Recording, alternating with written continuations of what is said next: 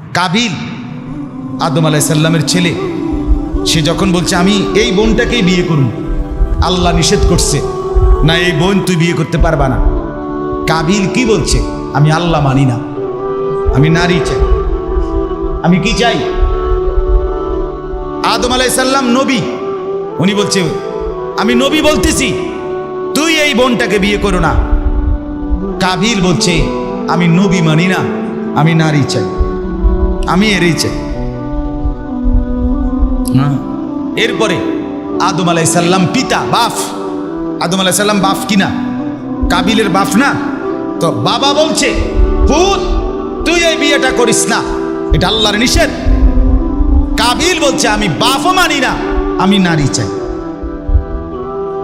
4 নম্বরে আদম আলাইহিস সালাম বলছে বাপ এটা শরীয়ত, আল্লাহর বিধান যে কোরবানি কবুল হবে যার, সে বিয়ে করবে।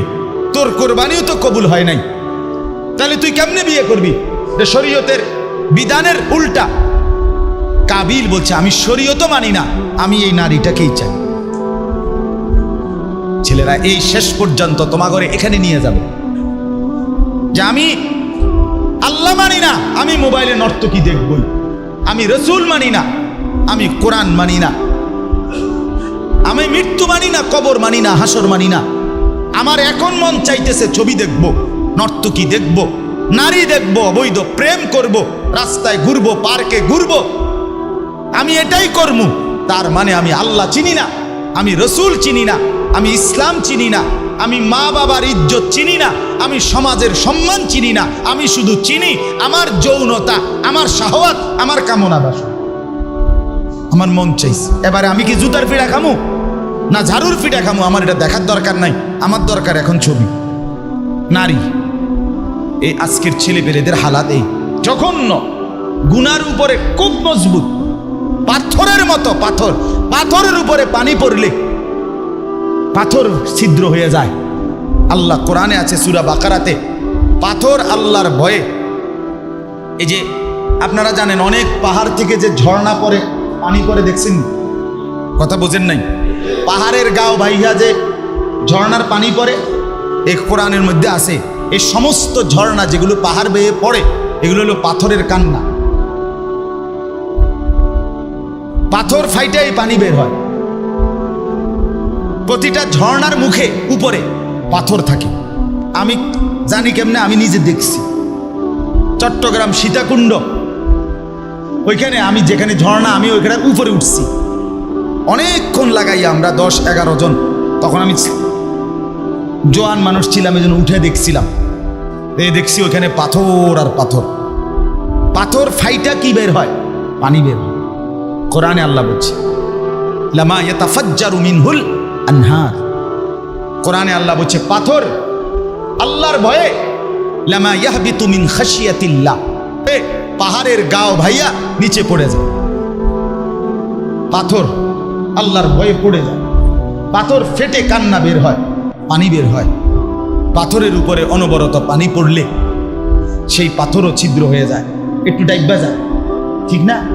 আর তুমি, তোমার মহল্লায় প্রতিদিন 5 ওয়াক্ত নামাজের আজান হয়, এরকম একটা আজান তুমি শুনতেছো আজকে 1টা বছর, আজকে 5 বছর ধরে তুমি প্রতিদিন আজান শোনো। হায় নাফরমান, 1 ওয়াক্ত নামাজ পড়তে মন চায় না। তুমি তো পাথরের চাইতে নিকৃষ্ট। হ্যাঁ, তুমি ভাবো না তোমার দিল আছে কিনা, তুমি বেঁচে আছো কিনা? বলো ভাইয়া, কারে দেখাও এই চুল? কারে? হ্যাঁ, এই ফ্যাশন কারে দেখাও? কত নারী দেখলে শখ মিটবে? কতক্ষণ? আল্লাহ আমাদেরকে মাফ করে দেন, আল্লাহ আমাদের প্রত্যেককে কবুল করে নেন। আমার ভাই, ভাবো না ভাইয়া, একজন হলে একজনই ভাবো, 2 জন হইলে 2 জনই ভাবো। তুমি ডানে বামে তাকাইও না, তুমি একলা ভাবো যে আমি বদলে যাই, আমি বদলে যাই। আমার বড় ভাই 1994 সালে কামেলে টাইটেলে, আমার বড় ভাই আলহাজ হজরত মাওলানা মাহবুবুর রহমান আশরাফি, আমার উস্তাদ, আমার মুরব্বী, বড় ভাই 94 ইংরেজিতে কামেলে মানে টাইটেলে মাস্টার্সে সারা বাংলাদেশে ফার্স্ট হয়েছিলেন, 1 নাম্বার স্ট্যান্ড করছিলেন ওই সময়। 4 বছর পরে আমি দাখিল পরীক্ষা দিয়েছি 98 সালে, এসএসসি এর দাখিল সরকারি মাদ্রাসা থেকে। তখন আমার মনে প্রতিদিনকার স্বপ্ন ছিল, সাধনা ছিল, আমার ভাই 4 বছর আগে সারা বাংলাদেশে ফার্স্ট হয়েছে।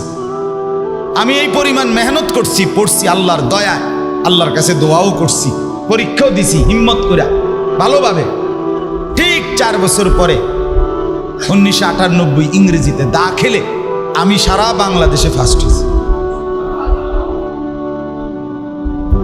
আমার ভাই স্বপ্ন দেখছিল, ভাই বলছিল আমি স্বপ্নে দেখছি আমার রেজাল্ট আবার হয়েছে। ঠিক এই পরে 2 দিনের মাথা আমার রেজাল্ট আসছে যে আমি ফার্স্ট হয়েছি। তো বললাম যে এই যে একটা টার্গেট জীবনের, এটা মানুষকে আগায়, এগিয়ে দেয়। তুমি একটা টার্গেট ঠিক করো, তুমি একটা টার্গেট ঠিক করো, তুমি সিদ্ধান্ত নাও যে আমি উলঙ্গ ছবি দেখে দেখে জীবন শেষ করে দেব। তুমি সিদ্ধান্ত নাও, নষ্ট হইতে যখন লইছো বাস একদম নষ্ট হয়ে যাও। অর্ধেক অর্ধেক করার কি দরকার, একদম বাজে, একদম যাতে পচা গল্লা গন্ধ ছড়ে এভাবে বাদ হয়ে যাও। আল্লাহ আমাদেরকে বিবেক দান করেন, আল্লাহ আমাদেরকে বুঝ দান করেন, নিজের কদর করেন, নিজের কদর করেন। তো আল্লাহ তাআলা দেখাইলেন, আমি আল্লাহ তাআলা সৎ চরিত্রের ঘটনা, ইউসুফের ঘটনাকে সেই জুলাইখার সাথে, আপনারা শুনছেন না, এটা জানেন না কি পরিমাণ সাহস করছে, কি পরিমাণ। قال معاذ الله إنه ربي أحسن مثواي إنه لا يفلح الظالمون। জুলাইখা যখন বলছে ইউসুফ আমি তোমাকেই ডাকছি, এদিকে আসো। ইউসুফ বলছে মাআজ আল্লাহ, আমি আমার আল্লাহর আশ্রয় কামনা করছি। ইন্নাহু রব্বি, আমার আল্লাহ আমার রব। আহসানা মাথওয়াই, সেই জন্ম থেকে আল্লাহ আমাকে আশ্রয় দিয়ে আমাকে লালন পালন করে সর্বোত্তমভাবে এই পর্যন্ত পৌঁছিয়েছেন। কেমনে আমি আল্লাহর নাফরমানি করব? ইন্নাহু লা ইউফলিহুজ যালিমুন। ইউসুফ বলল জুলাইখা বিশ্বাস করো, অবাধ্য জালেম পাপী নাফরমান কখনোই কামিয়াব হতে পারে না, সফল হয়ে যাবে। সফল হয় না ভাইয়া, সফল হয়। এই ঘটনার লাস্টে আছে, শেষ পর্যন্ত বাদশার তদন্তে চূড়ান্তভাবে ধরা খাইছে যে জুলাইখাই দোষী। যদিও ইউসুফ আলাইহিস সালামকে মিথ্যা অপবাদ দিয়ে জুলাইখা 12 বছর জেল কাটাইছে। 12 বছর জেলে ছিল ইউসুফ আলাইহিস সালাম।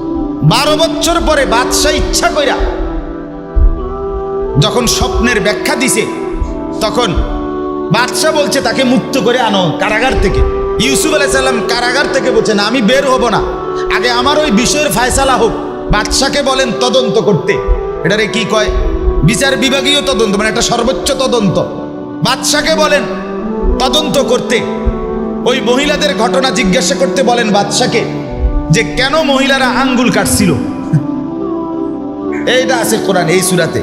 ইউসুফ আলাইহিস সালাম হচ্ছে আগে বেড়িগুলোরে ডাকে জিজ্ঞাসা, বাদশারে বলতে কও, বাদশারে জিজ্ঞাসা করতে কও। আমি বাদশার দয়ায় বের হতে চাই না, আমি আমার চরিত্রের পবিত্রতা নিয়ে বের হতে চাই, আমি নাইলে বাইর হইতাম না। 12 বছর পরেও উনি বের হতে চাইলেন। আগে বলছে আমার মামলার আগে কি হোক, শুনানি হোক, আমি কি লেগে আসছি জেল। শেষ পর্যন্ত বাদশাহ ওই নারীদেরকে ডাকছে, তদন্ত করছে। কোরআনে আছে নারীরা বলছে আল্লাহর কসম বাদশাহ, ইউসুফের ব্যাপারে সামান্যতম খারাপ কোনো মন্তব্য আমাদের নাই, আমাদের জানা নাই। এইবার বাদশাহ জুলাইখার দিকে তাকাইছে, জিগাইছে না, শুধু তাকাইছে, মানে অন কি কইবা। তখন কোরআনে আছে জুলাইখা নিজে বলছে আল আনা হাসাল হক, আজ তো সত্য চূড়ান্ত প্রকাশ হয়েই গেল। অর্থাৎ আর মিথ্যা বলার সুযোগ নাই। বাদশাহ নামদার, আমি তাকে কুপ্রস্তাব দিয়েছিলাম, কিন্তু সেই যুবক নিজের চরিত্র হেফাজত করেছিল। হ্যাঁ, এজন্য আমি অল্প কথায় বললাম আর কি, আপনারা পড়ে দেখি, মজাদার ঘটনা, মজাদার ঘটনা। এজন্য আখলাক নষ্ট না করুন। যে সমস্ত ছেলেরা সমবয়সী কোনো মেয়ের সাথে প্রেম আছে, সম্পর্ক আছে, ছেড়ে দাও ভাই, সুখ দেবে না। হারাম ভাবে যে তোমার সাথে সম্পর্ক করে, মনে রাখো তুমি যদি তার বিয়েও করো, সে আরেকজনের সাথে সম্পর্ক করবে, তার তো অভ্যাস খারাপ আগের থেকে। বোঝে না কথাটা? এবারে তো এই লাইনে ফুরান, বুঝেন নাই কথা? এজন তোমার বেলায় ফাঁকি দিতে পারছে, তো তোমার থুইও আরেকবারের কাছে যাবে। আল্লাহ আমাদেরকে মাফ করে দেন। আমি খোলামেলা বলছি, ভালোভাবে বুঝার জন্য বলি। কোরআনুল কারীম আল্লাহ তাআলা বলছে, প্রত্যেক মানুষের জন্য আমি আল্লাহ তাআলা হালাল একজন স্ত্রী, নারী স্ত্রী বানিয়েছি, আমি বানিয়েছি। সেটা যখন মিলবে, লিতাসকুনু ইলাইহা, আল্লাহ বলেন ওই বিবি মিললে আমি আল্লাহ তাআলা ওই বিবির মাধ্যমে তার দিল প্রশান্ত করে দেব। এজন্য হালাল স্ত্রী একজন দিয়ে স্বামী 50 বছর কাইটা যায়। আর জিনাখোর ব্যভিচারী অসৎ নারীর সাথে সম্পর্ক স্থাপনকারী সারা পৃথিবীর নারী তারে দিল, তার তৃপ্তি মেটে না। কারণ গুনাহ কি দেয় না? সুখ দেয়। গুনাহ তৃপ্তি দেয়। এক গ্লাস পানি খাইলে মানুষের তৃপ্তি হয়ে যায়, কিন্তু মদখোর নেশাখোর সারা পৃথিবীর বোতল তারে দিলেও খাইয়া তে কইবা আরো বোতল আছে নি দাও। ঠিক কিনা বলেন না? কেন? গুনাহ কি দেয় না? তৃপ্তি দেয়, তৃপ্তি দেয়। অথচ এক গ্লাস পবিত্র পানি কি দিয়ে দেয়? তৃপ্তি দেয়। এজন্য গুনাহ ছেড়ে দেই, নাফরমানি ছেড়ে দেই। প্রতিটা গুনাহ আগুন, আগুন লাগায় দেয় জিন্দিগিতে, ঘরে পরিবারে। আপনারা জানেন না বাপ, ফ্যামিলির হালাত বড় নাজুক, ফ্যামিলির হালাত বড় নাজুক। এই সেদিনও এক ভাই, ভালো মানুষ, আমার হাত ধরা কাঁদতেছে আর বলতেছে, হুজুর পরকিয়া, মহিলারা, পুরুষরা বিবাহিত অবৈধ নারীর সাথে সম্পর্ক, অন্য মহিলার সাথে, মহিলার অন্য পুরুষের সাথে, এডি কদ্দুর হুজুর কইয়েন, অবস্থা বেশি বেতাল। সমাজের হালাত তো আমরা শুনি বাপ, মানুষের অবস্থা তো আমরা জানি। বাবা কাঁদে, ছেলেরে ভয়ে কিছু বলতে পারে না। মা কাঁদে, মেয়েটা অন্য ছেলের সাথে অবৈধ সম্পর্ক। এই কিছুদিন আগে এক ভদ্রলোক আমারে বলতেছে, হুজুর আমার 2টা বাড়ি, 4টা গাড়ি, ছেলেটাকে উচ্চ শিক্ষিত বানাইছি। রাস্তার থেকে ভব ঘুরে এক বেটা, রাস্তায় ঘুরে এক লোক তার মাইয়া লইয়া আমার বাড়িতে এসে পড়ছে। আমার ছেলে, একমাত্র ছেলে। আমি এখন কি করব হুজুর? এই সমাজে আমার আর ইজ্জত বলতে কিছু থাকবে না, আমি কি করবো হুজুর? আপনি কর। আহা, কি করবে এই লোক? এই বাবার হয়তো 40টা বছর কষ্ট করে সংসারটা সাজাইছে, 50 বছর তার কত ঘাম, কত রক্ত পানি করছে, কিন্তু জানোয়ার সন্তান নারীর ফান্দে পইড়া একদিনে শেষ করে দিছে। আহা, এজন্য ফিরে আসো ভাইয়া। আপনার অভিভাবকদেরকেও বলি, ছেলের দিকে নজর দেন, মেয়ের দিকে নজর দেন, বিবি বাচ্চার আখলাকের দিকে নজর দেন। আখলাক, আপনার ছেলেটাকে জিজ্ঞাসা করেন এত বড় মোবাইল দিয়ে সে কি করে। আপনার মেয়েটাকে জিজ্ঞাসা করেন এইভাবে সাইজা গুইজা আপনার মেয়ে কোথায় যায়, কারে দেখাইতে যায়, আপনি জিজ্ঞাসা করেন। লজ্জা থাকলে জিগাইয়েন। একজন মেয়ের বাপও যদি হয়, আপনা করে বললাম, বোনকে জিজ্ঞাসা করো, যুবক, যে বোন তুই কাকে দেখাইতে যাচ্ছিস এই যৌবন, এই রূপ, এত সাইজা গুইজা রাস্তায় কেন বের হবে? জিজ্ঞাসা করেন। আল্লাহ তাআলা আমাদেরকে বুঝ দান করেন, দিমাগ দান করেন, ফিকির দান করেন। শেষ আমার কথা।